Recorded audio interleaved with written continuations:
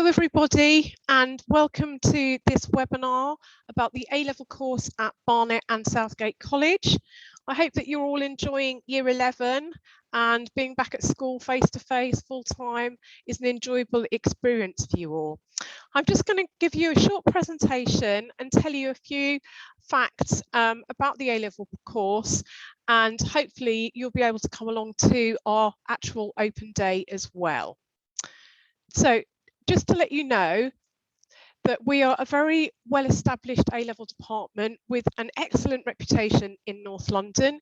We've been delivering A-levels for many years now, and our teachers are dedicated and they really want to ensure exam success. We do strive to ensure that all of our learners are on the right programme and get the very best tuition. We may sometimes think about, is your A-level combination of subjects right for you, and do you need to change that, review that? So we give you a lot of advice in terms of your programme. I think it's really important to state how much we care about our students, and we support all of our students throughout their educational journey.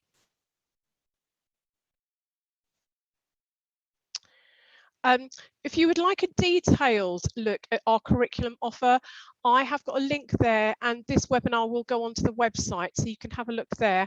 And that's like our A-level prospectus that gives lots of information about the actual subjects, because I'm quite aware that some of the subjects that we offer at A-level you may not have done at GCSE. So for example, law, psychology, economics. So you can read in detail about those courses there. In terms of our facts and figures, I'm very proud that we have a 100% pass rate for the last 2 years. And last year, it should be noted, with 57% of students achieving high grades. We did teacher assess grades. They were a rigorous assessment of all of our students. It was like a mini exam series that we actually did in-house. We also work with other schools and colleges in terms of moderating our marking, ensuring that we were giving students the best of our advice. The course is a 2-year linear programme.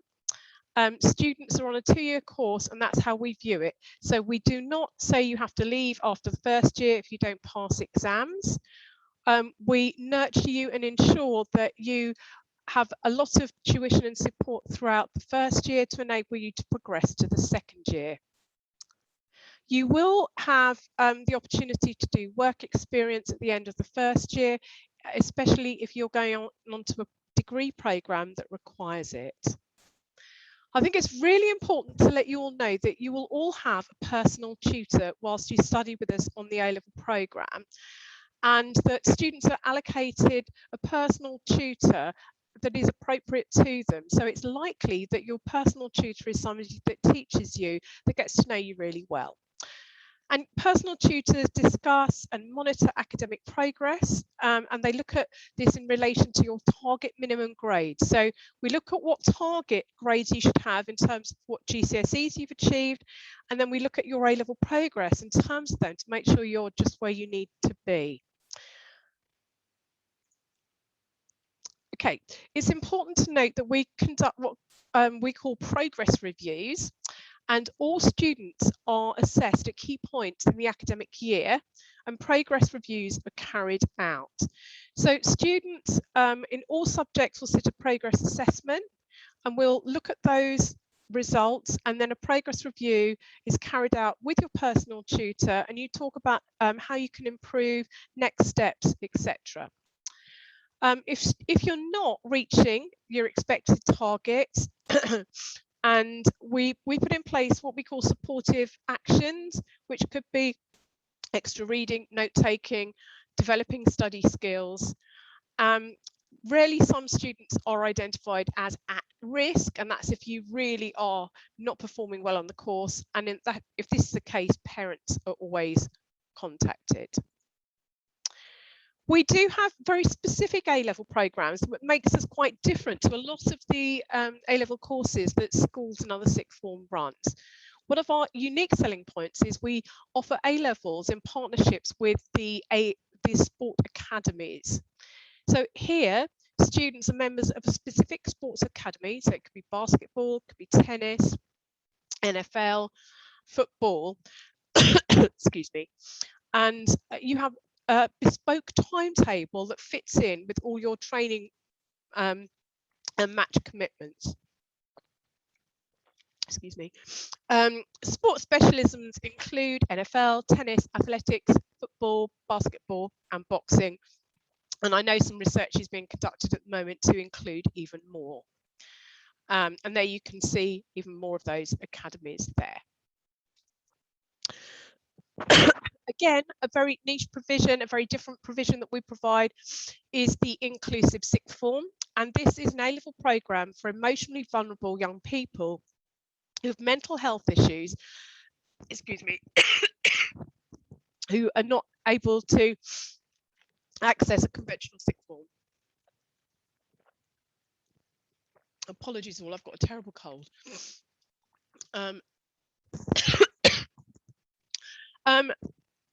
The course offers a flexible and nurturing approach to learning and the opportunity to complete a wide range of A-levels.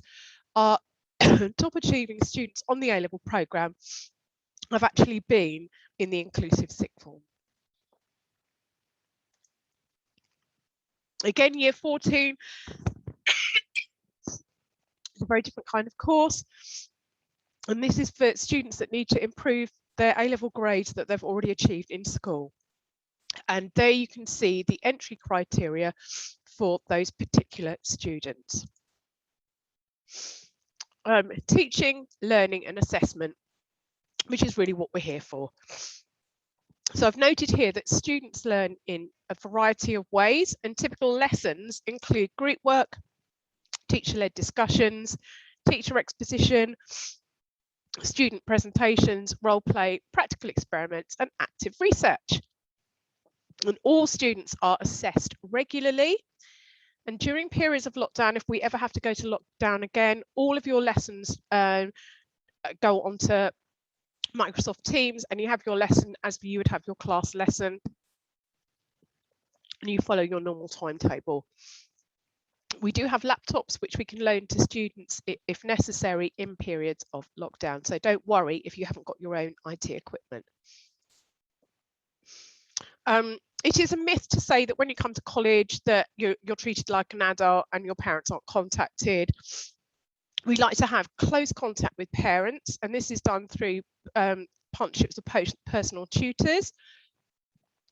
We have a parent induction and a parent handbook. The parent handbook is actually on the website.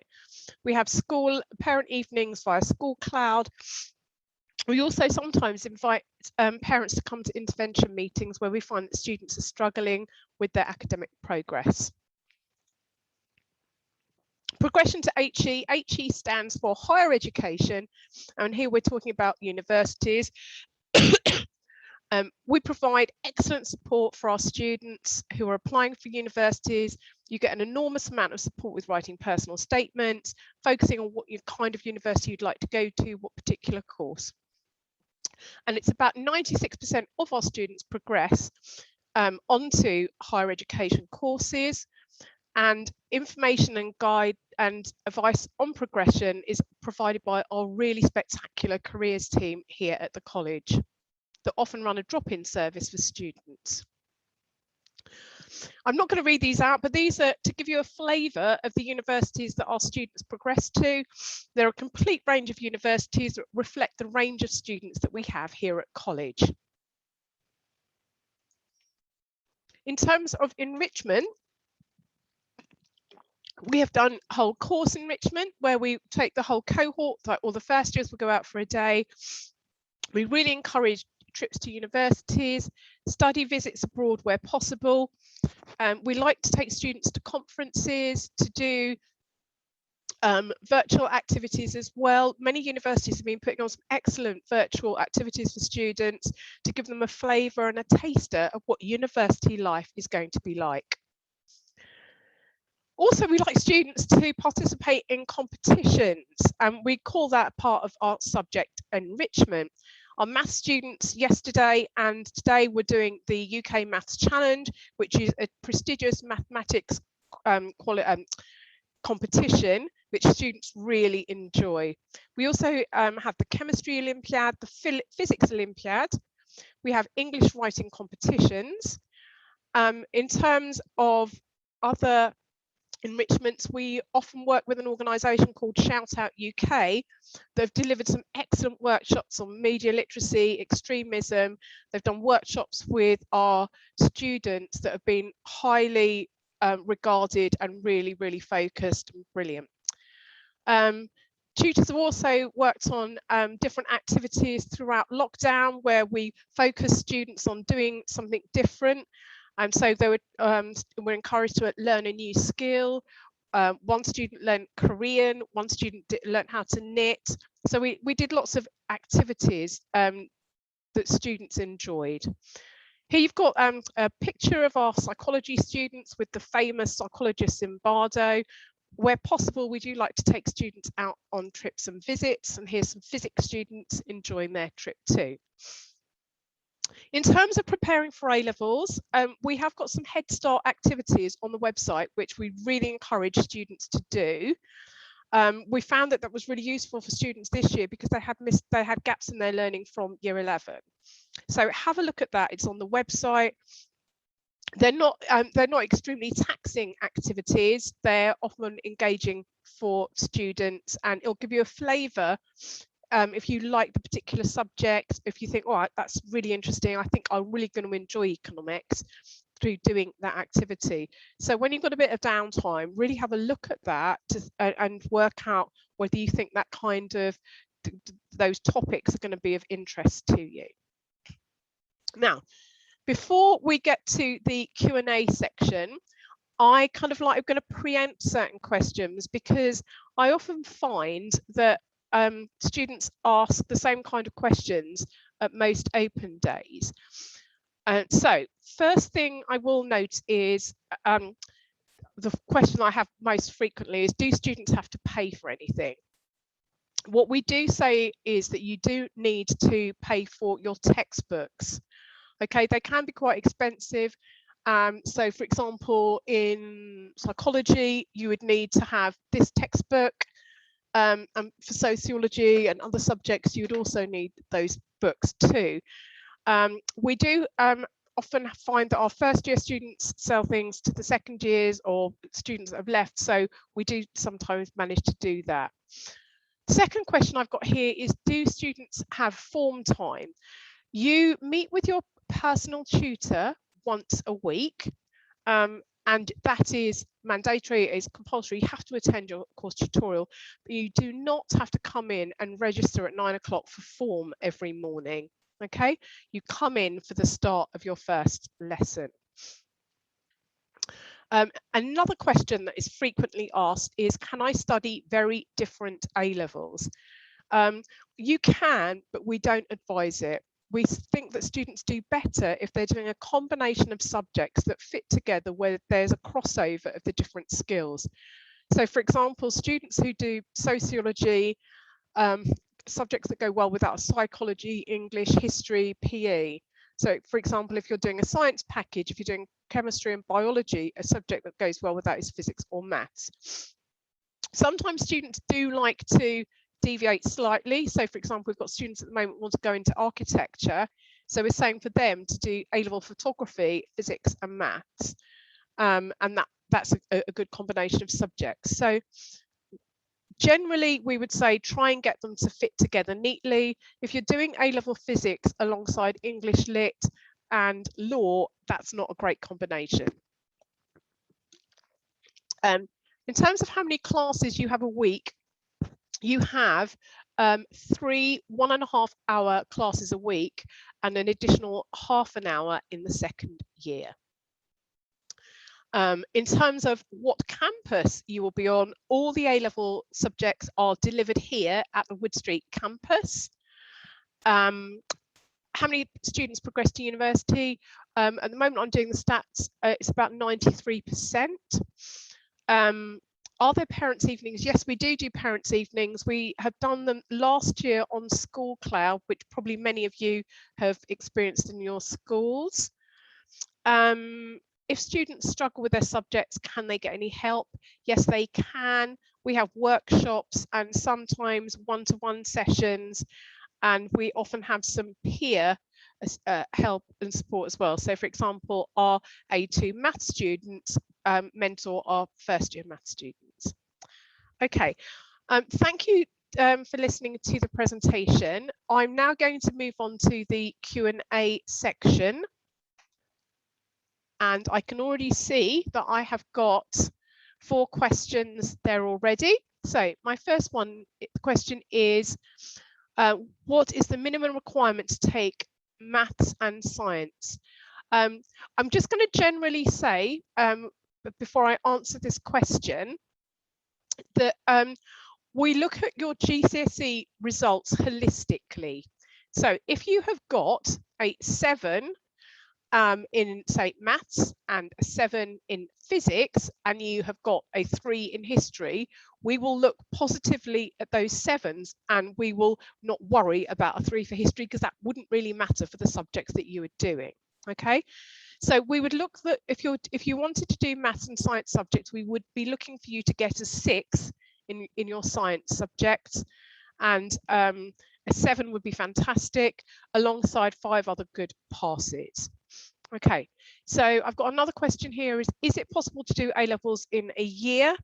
Only if you are a year 14 student. Okay.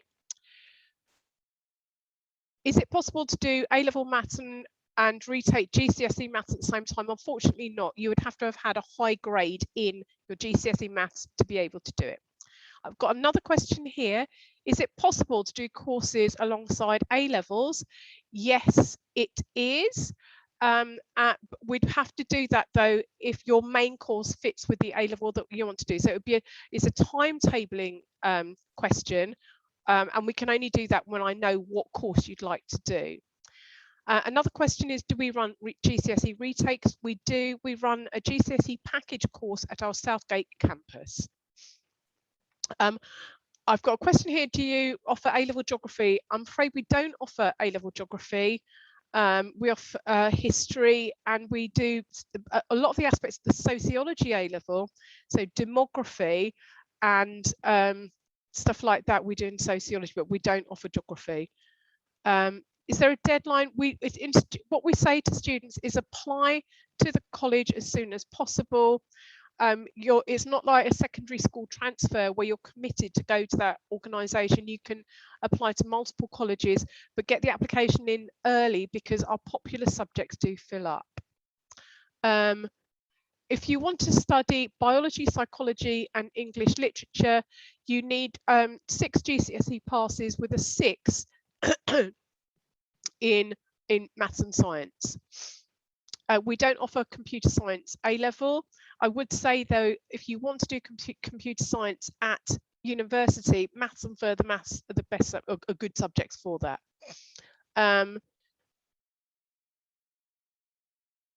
If you need to have done GCSE subjects before you come onto the A-level course. Sometimes you can study a level 3 applied science and do 1 A-level if the timetable fits. Thank you very much for spending time listening, and please email me if you have any more questions or would like any more advice and information. Thank you very much. Bye-bye.